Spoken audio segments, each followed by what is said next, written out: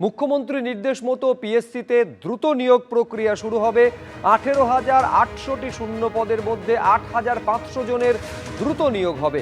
বিভিন্ন দপ্তরের এইচওডিদের সঙ্গে কথা হয়েছে।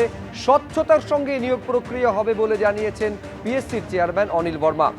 নতুন সরকার নিয়োগের মধ্যে বিভিন্ন এজেন্সিদের নিয়ে 30শে জুলাই বৈঠক করে। যে সমস্ত পদে শূন্য পদ রয়েছে সেগুলি দ্রুততার সঙ্গে নিয়োগ করতে হবে। অ্যাজ অফ নাও 18,000 মতো ভ্যাকেন্সি রয়েছে। 13 লাখ ক্যান্ডিডেটস যারা অ্যাপ্লিক্যান্টস অ্যাপ্লাই করে রেখেছেন বিভিন্ন পদে যেখানে যেখানে ভ্যাকেন্সি আছে। দ্রুতগতিতে রেজাল্ট বের করা এবং খুব স্বচ্ছতার সাথে এবং ট্রান্সপারেন্সি যাকে বলা যায় একদম নিখুঁতভাবে আমাদের এই কাজটা করতে হবে, সেই নির্দেশ অনারেবল চিফ মিনিস্টার আমাদেরও দিয়েছেন। কয়েক সপ্তাহ মধ্যে আমরা অ্যাবাউট 8,000 ভ্যাকেন্সিজ যেটা আছে তাকে আমরা রোল আউট করব, সেই লক্ষ্যে আমরা এগোচ্ছি। এবং সরকারের যে নতুন নির্দেশনামা যেটা এজ রিল্যাক্সেশন ইত্যাদি ভিত্তিতে সব আছে সেইভাবে আমরা ফলো আপ করে করা হবে।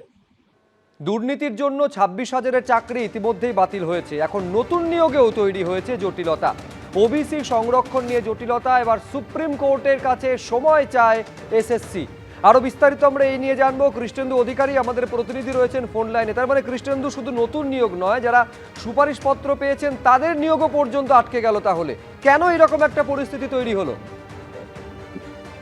দেখো, তুমি জানো যে দুর্নীতির জেরে 26,000-এর চাকরি বাতিল হয়েছে এবং সুপ্রিম কোর্ট একটা ডেডলাইন বেঁধে দিয়েছিল যে যারা যোগ্য তারা চাকরি করতে পারবেন, বেতন পাবেন, কিন্তু সেটার শেষ দিন হবে 31 আগস্ট, অর্থাৎ এ মাসের শেষ দিন।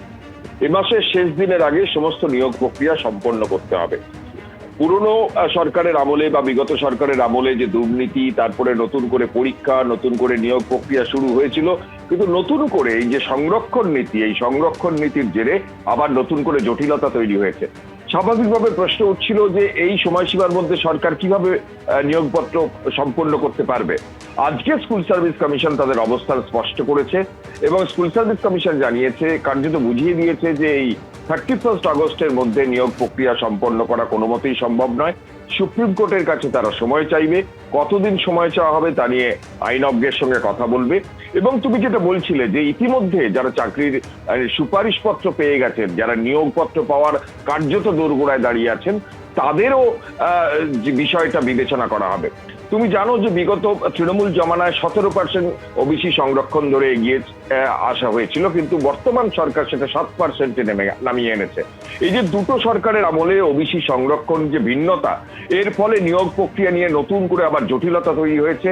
জটিলতা মানে সময় সাপেক্ষ সেটা, এবং সেই সময় সাপেক্ষ হওয়ার ফলে বর্তমান যে সময়সীমা, অর্থাৎ এই মাসের শেষ দিন, সেই শেষ দিনের মধ্যে নিয়োগ প্রক্রিয়া শেষ করা সম্ভব হচ্ছে না। এবং কতদিন সময় চাইবে সুপ্রিম কোর্টের স্কুল সার্ভিস কমিশন, সেটা আইনজ্ঞের সঙ্গে কথাবার্তা চলছে। এবং যারা ইতিমধ্যে সুপারিশপত্র পেয়েছেন তাদের নিয়োগ নিয়েও একটা সংশয় তৈরি হয়েছে, কি নীতিতে তারা নিয়োগপত্র পাবেন, তাহলে কি নতুন করে প্যানেল হবে। এবং গোটা বিষয়ের মধ্যে যেটা স্কুল সার্ভিস কমিশন জানাচ্ছে যে আইনজ্ঞের সঙ্গে কথা চলছে এবং সুপ্রিম কোর্টে সময় চাওয়া হবে সুপ্রিম কোর্টে। এবং পাশাপাশি গতকালই যেন মধ্যশিক্ষা পর্ষদ যে ভেরিফিকেশন বা যে নথি পরীক্ষার যে রুটিন দিয়েছিল সেটা পর্যন্ত স্থগিত রাখা হয়েছে এবং সেই স্থগিত রাখাই বহাল থাকছে। ধন্যবাদ কৃষ্ণেন্দু। এবিপি আনন্দ, এগিয়ে থাকে, এগিয়ে রাখে।